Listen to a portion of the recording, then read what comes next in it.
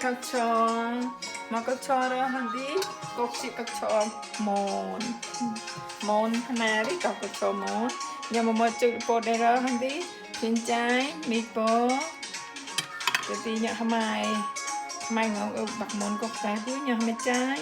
nhở cái gì người cái gì nhở bột đây cái gì chụp lỡ nè cầu nó pa nó măng lon pa nó phạt nó cá đại để play là tao nhá nhở play là tao ra san phát tay câu san hết nhở cái gì rai hết cơ nhở cái gì coffee đơ bò đông hết cha anh nào ham bò chú sang cái này rau nó san rối san pia san đỡ nè các cho món với nhà chú đây có rau nhở đây các cho cái phu chú cái em roaster dark soy sauce ấy nhở cái gì đây rau đây khác món cloi cái gì chú cloi oily oil nhở cái gì bột chả na nó na cái tí la cloi tham ai quay tao chú thật cloi là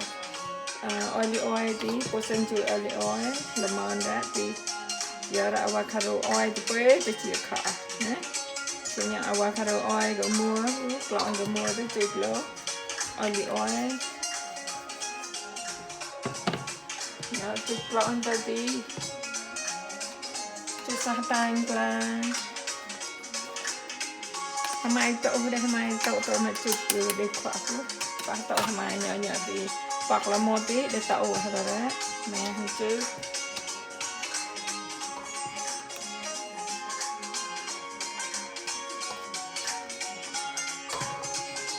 mẹ không tao chứ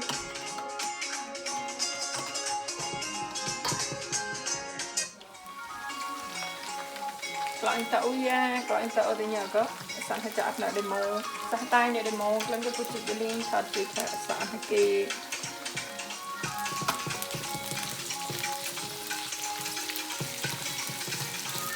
sản hay kì nhờ chút cầu mà họ đi chút để cái màu nữa nè từ đó cầu thì phải màu nó chia khác nó tao hỏi nó nhờ tao đi nhờ chút đánh măng lon đó đánh măng lon cái đây câu nhờ chút xả rồi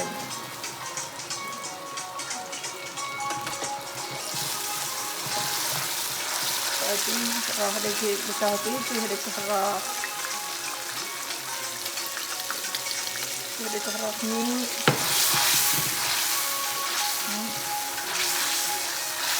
nhờ tí chút cả rồi chú cái đó nó là chịu khó này cái sò này vẫn này cái sò màu nó tỏ cái này cái sò nó phú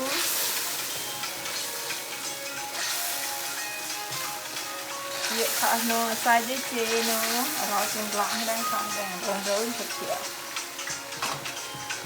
đây nhờ tờ tí chút trái la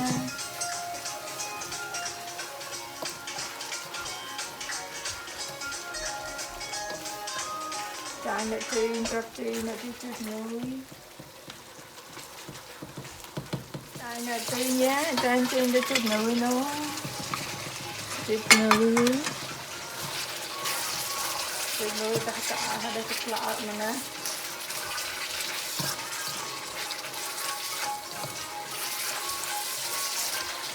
nè cái cho màu nó chỉ khăm nó mình cái tên đó thì nó cho nó có một chút mì có nó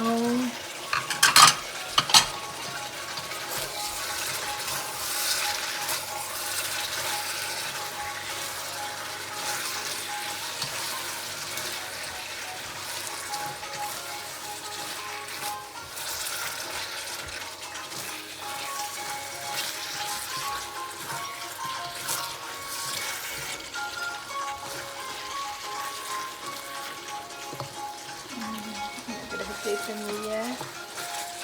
mì rớt nè cái tí mì còn cái đinh xíu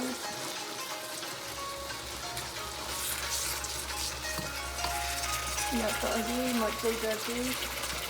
chút ngang các chun cho nó chín chút thật gái và chút nó một chút ní để có khả năng có thể chặt một chút hạt nữa nhỏ cái này để này hạt rồi chút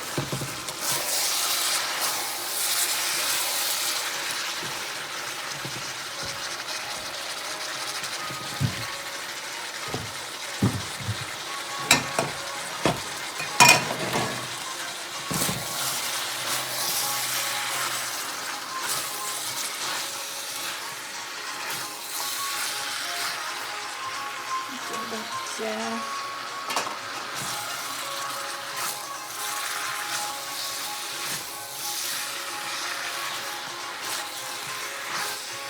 cả hai cái lõi mà vào đi cái này là lấy thì như thế này cái đó là ăn này nhé là để cái ăn cái gì cái cho nó có chút lại rang như thế cái chút cái gì như đó roaster cái gì roaster đó nó chích cay chích cay đấy cái chích đó mày nó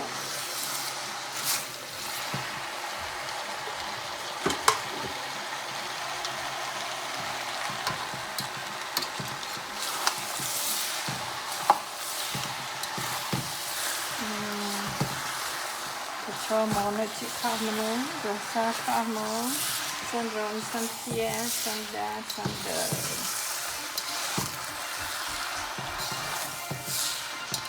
nó có ý đi bộ chữ mà chai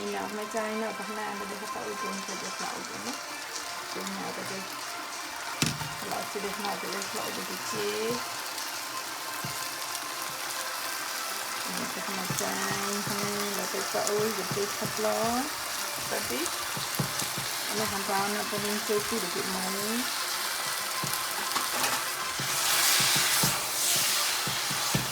ala ada ya tadi tino so hamot ni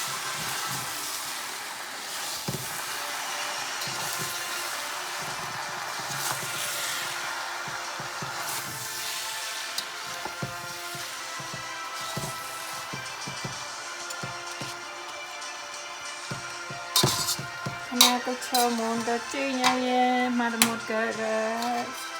những đó mà cái chia đi lớn chia cái mà nó cho chấm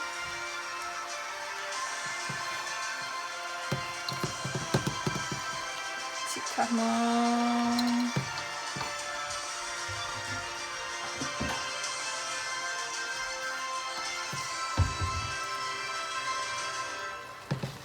chút nóng bây giờ mình cái chia đi lớn chị cái yeah.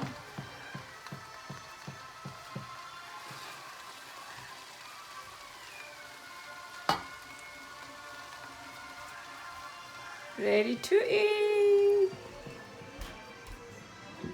Tắt mới đi.